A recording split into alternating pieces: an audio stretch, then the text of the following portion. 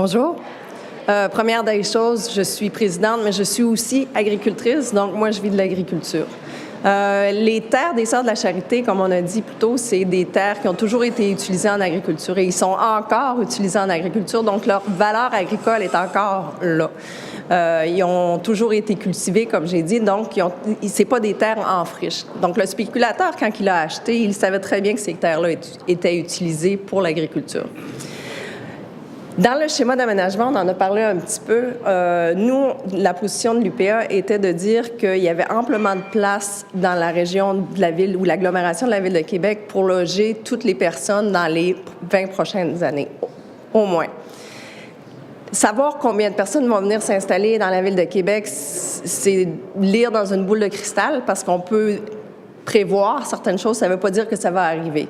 Et si ça n'arrive pas, bien, on va avoir dézoné des bonnes terres, des terres de super bonne qualité, des terres sur lesquelles on peut faire pousser à peu près n'importe quoi pour mettre des maisons. Puis, comme je dis tout le temps, la minute qu'on met du béton sur une terre agricole, elle est finie, vous ne pouvez plus l'utiliser pour des fins agricoles. Donc, nous, on a demandé de réviser le montant de logements qui serait demandé ou qui aurait besoin de créer pour les prochaines années en disant que c'était pas le chiffre n'était pas réaliste.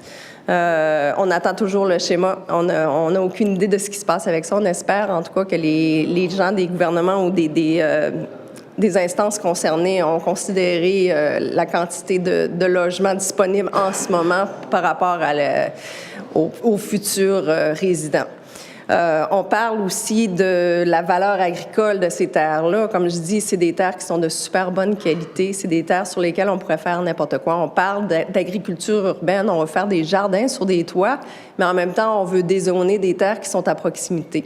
On parle de circuits courts, on parle du grand marché, on parle de plein de choses. On stimule l'agriculture, mais en lui coupant carrément l'herbe sous les pieds en voulant dézoner des terres comme ça. Puis on a parlé aussi des terres des Sœurs de la Charité, le 200 hectares, mais on parle aussi des terres dans la région, dans le coin de l'aéroport, puis à Saint-Augustin aussi, des terres qui sont agricoles et qui ont possiblement des demandes de dézonage dans le schéma d'aménagement. Pour nous, à l'UPA, c'est sûr qu'à chaque fois qu'on perd du territoire agricole, on perd de l'agriculture. Puis on dit tout le temps, au Québec, en entier, il y a seulement 2 % des terres qui sont agricoles, qui sont encore arables, qui sont encore utilisées ou qui sont encore zonées vertes.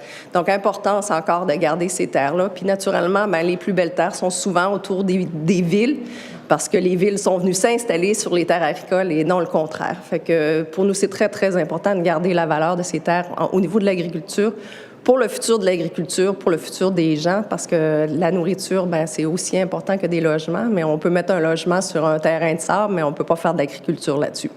Merci.